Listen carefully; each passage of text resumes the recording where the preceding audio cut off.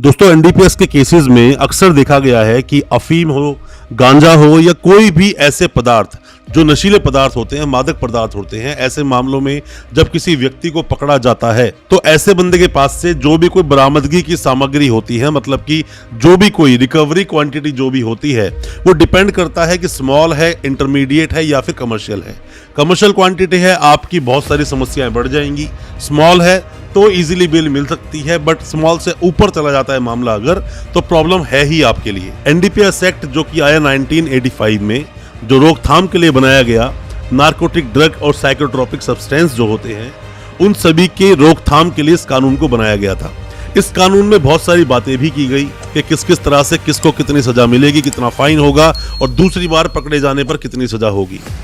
हालांकि हमने अलग अलग तरह के जितने भी नशीले पदार्थ हैं उन पर वीडियोस बनाई हैं, आपको बताया है काफ़ी कुछ उनके बारे में, पर अभी अफीम के बारे में मैं आपको बताऊंगा कितनी क्वांटिटी कमर्शियल है, कितनी स्मॉल है और कितने सेक्शंस में इसमें आपको दंड दिया जा सकता है। साथ में कौन कौन से ऐसे सेक्शंस हैं एनडीपीएस एक्ट के जो आपको बताएंगे कि अफीम के केसेस को कैसे लड़ा जाए। इन सभी चीज़ों के बारे में जानने के लिए दोस्तों बने रहिए हमारे इस वीडियो के साथ। नमस्कार दोस्तों, फिर एक बार स्वागत करता हूं आप सभी का अपने इस यूट्यूब चैनल पर जिसका नाम है क्रिमिनल प्रैक्टिस और मेरा नाम है वीरेंद्र वर्मा। जैसा कि आप सभी जानते हैं, हम चीटिंग एंड फॉर्जरी जैसे संगीन केसेस पर डिस्कस करते हैं अपने इस चैनल पर और आपको बताते हैं आपके कानूनी अधिकार। अगर आपका भी नाम आया है किसी भी तरह के चीटिंग या फॉर्जरी जैसे संगीन केसेस में, तो हो सकता है कि ये वीडियो आपके बहुत काम का हो, इसलिए वीडियो को अंत तक पूरा देखें। दोस्तों, आप में से कोई भी नए वकील साहब हैं या फिर लॉ स्टूडेंट हैं या अभी कानून की पढ़ाई कर रहे हैं या फिर आप में से किसी पर भी ऐसा कोई केस हुआ है जो अफीम में पकड़ा गया है, तो अफीम की पहले कमर्शियल क्वांटिटी, स्मॉल क्वांटिटी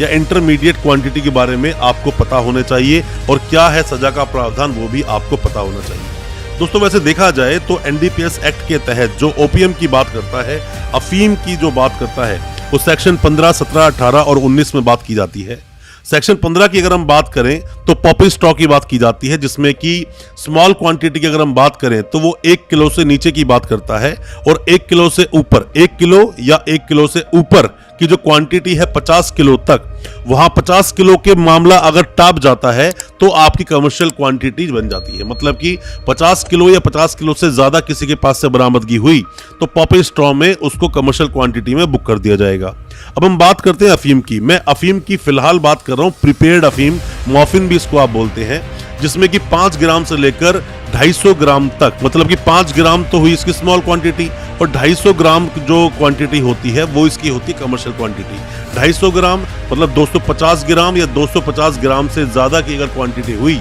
तो यहाँ पर मॉर्फिन के अंदर कमर्शियल क्वांटिटी में केस दर्ज हो जाता है, जो सेक्शन 17 बोलता है, जिसके अंदर और सजा का प्रावधान भी बताया गया है। अफीम पोस्ट की खेती की बात करें, अफीम पोस्ट की खेती कैसे होती है, उत्पादन कैसे होता है, उसमें कुछ गड़बड़ी हुई तो सेक्शन 18 के तहत वो केस चलता है। या फिर मान लीजिए सेक्शन हम 19 की बात करें, जो खेती करते हैं लोग, अफीम की खेती भी होती है बहुत जगह पे, जैसे कि हम बात करें राजस्थान में, मध्य प्रदेश में बात करें, यूपी में बात करें, तो राजस्थान में हम बात चित्तौड़ की बात कर लें या फिर हम बात कर लें मध्य प्रदेश में, यहाँ पर भी कुछ जगह है वहाँ पर की जाती है खेती, या फिर यूपी की बात कर लें, पीलीभीत की साइड वहाँ खेती की जाती है। तो ऐसे लोग जो खेती करते हैं, खेती करने वाले भी गड़बड़ अगर करते हैं, क्योंकि ये लोग सरकार को जब बेचते हैं तो सरकार को बेचने में बेशक थोड़ा पैसा कम मिलता है, जब ब्लैक में बेचते हैं पैसा बहुत मिलता है, तो ऐसे लोगों के अगेंस्ट भी कार्रवाई करने का प्रावधान मेंशन है। अब दोस्तों, अफीम के जो मामले हमारे सामने आते हैं, अक्सर जो सवाल आप पूछते हैं, 25 ग्राम से कम में स्मॉल क्वांटिटी में कंसिडर किया जाएगा और 25 ग्राम से ऊपर 2.5 किलो तक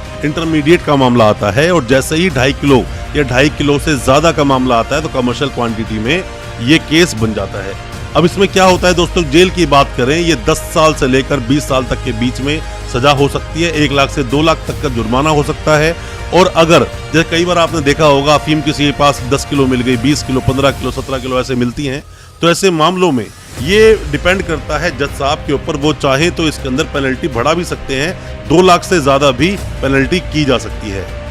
अब दोस्तों, हम यहाँ पर जान लेते हैं थोड़ा सा कि क्या बोलता है सेक्शन 17, जिसमें पनिशमेंट की ये लोग बात कर रहे हैं। पनिशमेंट प्रिपेयर्ड ओपीएम की बात यहाँ पर की जाती है। सेक्शन 17 में जो पनिशमेंट की बात की गई उसको थोड़ा हम पढ़ लेते हैं। इसमें क्या बोलता है, बोलता है स्मॉल क्वांटिटी, स्मॉल क्वांटिटी में क्या बोलते हैं, रिग्रेस इम्प्रिजनमेंट मिलेगी आपको,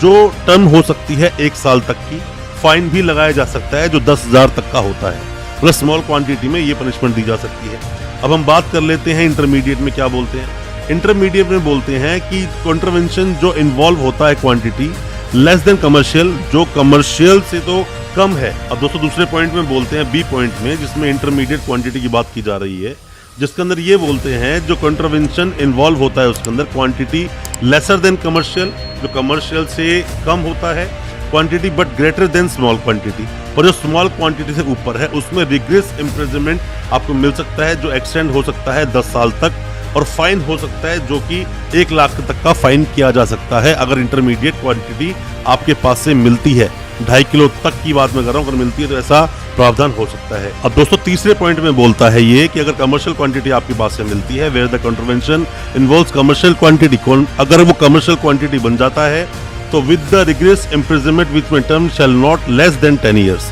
10 साल से कम की सजा नहीं होगी। और आगे बोलता है जो कि 20 साल तक एक्सटेंड की जा सकती है, और यहाँ पर फाइन भी लगाया जा सकता है जो कि 1 लाख रुपए से कम नहीं होगा, एक्सटेंड किया जा सकता है 2 लाख तक। और प्रोविजो इसका ये बोलता है कि अगर जज साहब चाहें तो 2 लाख से ज्यादा भी आप पर फाइन लगा सकते हैं। तो जो सेक्शन 17 है उसमें पनिशमेंट का जो प्रावधान है वो मैंने आपको बताया। हालांकि जो सेक्शन 17 है, सेक्शन 17 बात करता है प्रिपेयर्ड ओपीएम की, प्रिपेयर्ड जो अफीम होती है उसकी बात करता है, बट सजा के प्रावधान दोस्तों यही है, आपको समझना होगा। 20 साल तक कैद हो सकती है, 2 लाख तक का जुर्माना हो सकता है, और 2 लाख से ज्यादा भी हो सकता है अगर कमर्शियल क्वांटिटी से भी ऊपर आप चले जाते हैं। इन चीजों को आपको समझना होगा, बेल लेना बड़ा मुश्किल हो जाता है, इसके लिए किसी भी एक्सपर्ट से आपको मिलना होगा, एडवाइस लेनी होगी, और केस में क्या क्या लूप पॉइंट्स बन सकते हैं उन लूप पॉइंट्स को भी आपको समझना होगा। और दोस्तों जो ये मादक पदार्थ जो बनाए जाते हैं, हालांकि जो जमीनें मिलती हैं खेती करने के लिए किसानों को, वहीं से काफी चीज देखा जाए, सबसे बड़ा सप्लायर अगर हम बात करते हैं अफीम का भी तो ये अफगानिस्तान है। अपने देश में भी देखा जाए, जिसमें बताया गया एनडीपीएस एक्ट में बताते हैं कि कैनबिस हेम्प में चरस गांजा की बात बताई गई कि जो इसके अंदर मेंशन है। और उसमें हम बात करें जो पौधे जो आते हैं, पौधे में जैसे कि हम कैनबिस के पौधे की हम लोग बात करें,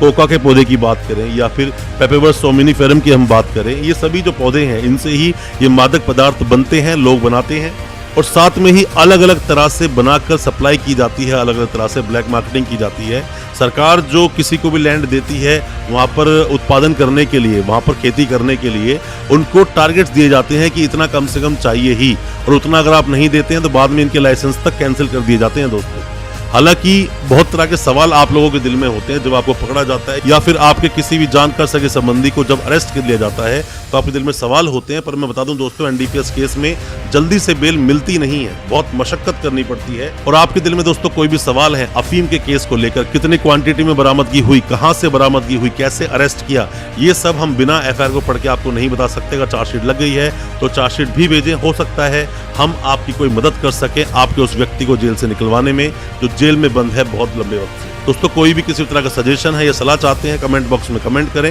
या हमें व्हाट्सएप करें, हम आपको उसका रिप्लाई जरूर करेंगे। अच्छा लगा हो आज का वीडियो, हमारी वीडियो को ज्यादा से ज्यादा अपने दोस्तों परिजन परिवार में शेयर करें ताकि वो भी अपने आप को कानूनी जानकार बना सके। और दोस्तों हमारे चैनल को अभी के अभी सब्सक्राइब करें, साथ में लगा बेल आइकन जरूर दबा दें ताकि इसी तरह की लीगल अवेयरनेस की वीडियोस आप तक पहुंच सके सबसे पहले। बहुत बहुत शुक्रिया दोस्तों, धन्यवाद हमारे इस वीडियो के साथ बने रहने के लिए।